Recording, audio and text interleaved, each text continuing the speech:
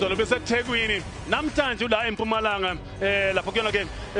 Solomon kodwa ke inkinga bayincosana ngempela ke abalandeli bebhola ke la Sigomoshe uthi asahambe lithona ngapha ngaku touchline uyinkinga ngempela ke Sigomoshe uyahamba ke Sigomoshe nalake ithuba lakha nesende Sigomoshe njengakhuluma ngayo ke umaqala komdlalo mbukeli ukuthi ke nimbeke uSigomoshe nange suka ngapha ke ku halfway line eyakhe uthi asambe lithona uyasiphasela equmqa wesenta ngejubane eligoba ke ibhola lamthola lapha inake uNdlabe shaka esithe July ke birthday yami inyambozo lesebenza naye lapha ke baba Mthetho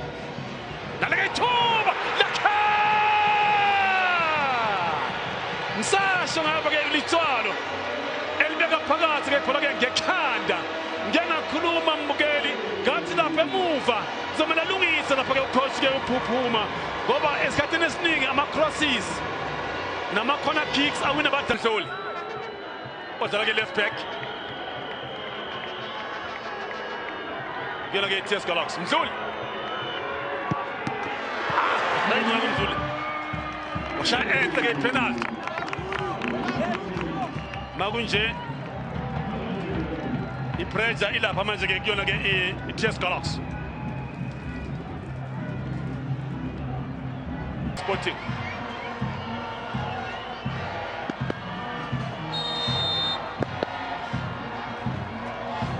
inayishanga impela ke penalty Mbuta awusuma hayi boss elotho ngapha elotho ngale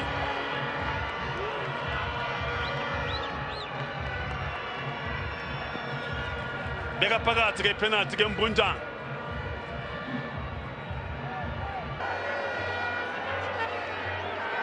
Tsele wayivimba bayinake utape ira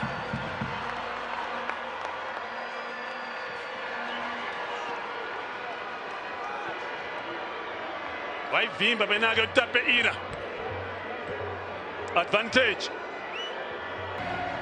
Zomelo sebenze Sedwin George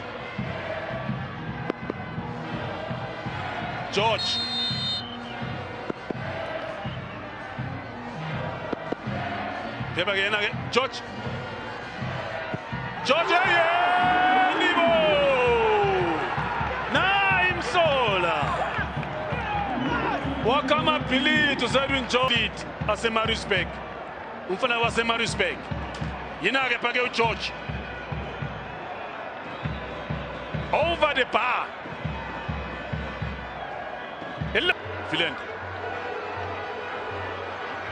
Filenda nibo kanti kwenzenjani nangekhetha nake lapha ke ibhola ke uFilenda penalty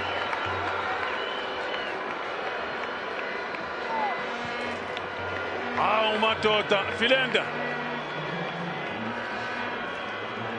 Jobonala ibhola ke elkhetha ke uFilenda no Keita beka phakathi ke uKeita lapha ke ibhola ke cisha kubamba ibhola lapha yena ke mbukeli uMadondo kodwa ke esikhathini esiningi ngiyaye ngithi ke kubo goalkeeper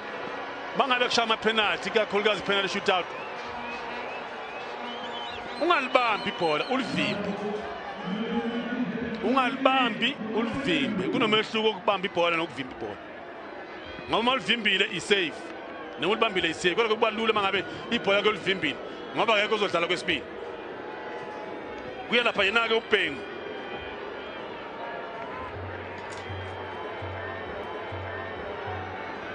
Fanele lapha yena ke uBhengu umuntu goalkeeper lapha ke lake hamba kanje ugoalkeeper ungasazi ukuthi ushaya kanjani Bhengu asuka madoda ayikho wendeka phakathi ke uBhengu 2-2 kodwa ke advantage iyayo ke lapha ke TS Galaxy ngoba ke iyoshaya penalty yayo yesithathu kanti ngapha ishaya ama penalty ke amathathu lapha yona ke mbukeli empeleke iMilford shama penalty amane yakhetha amabili kuyimgaga madoda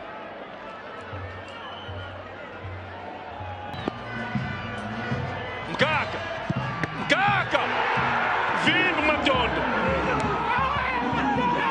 viva Madondo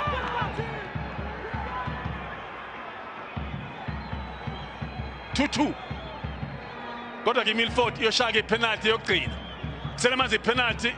eyodwa ngapha neyodwa ngale ngeke ngasho ngathi ita izingakwenzela umhlolo nanga ngistar lapha eDalonga sathola ipenalty ngabhekele ngathi ngiyashaya ipalini kwakhala ngami next day kwakhala ngami bayakhombana ngaba badlali ke ngaba ichawa Madondo Madondo washaya ipenalty 3 bengenzi save Madondo angaba futhi ke man of the match yamanje babe igetse penalty TS Galaxy iyalgeza ijezi ngo1 million rands bengayivimbi penalty Madondo mina ngifisa ukuba lo mdlalo oshaya penalty manje ngicanga uzoyilitswana ibe chawe Madondo uyivimbi penalty kuyelapha yena kulitswalo uyayisikhathele ilitswalo ipenalty njengoba umdlalo udlala phake kuyona ke iPSG abe nje la iduze bese yagcuma libeka phakathi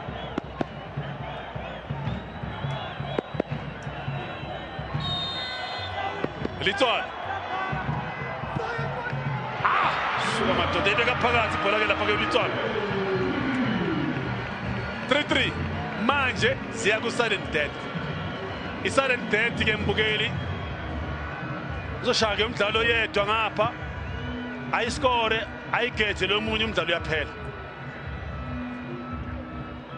isudden death ke manje kuyana laba ngeke bashaye njengobona ngapha ke kuya lapha ke Sibiya kuya lapha yena ke Sibiya Sotobe kodwa ukukhumbula ukhona ozoyigetha ipenalty mbukeli ngeke sihlale la kuze kusasa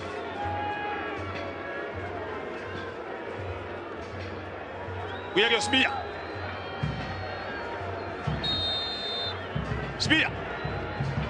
oya ke Milford Sibiya libosha ipenalty ngayindawo Sibiya bantota belvimba ke ibola lapha ke yena ke goalkeeper utape ira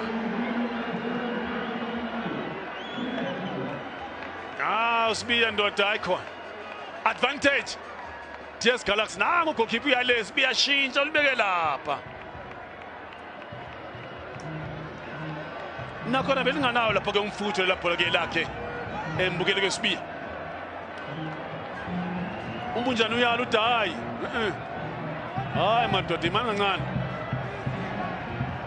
advantage TS Galaxy kuya lapha ke Fish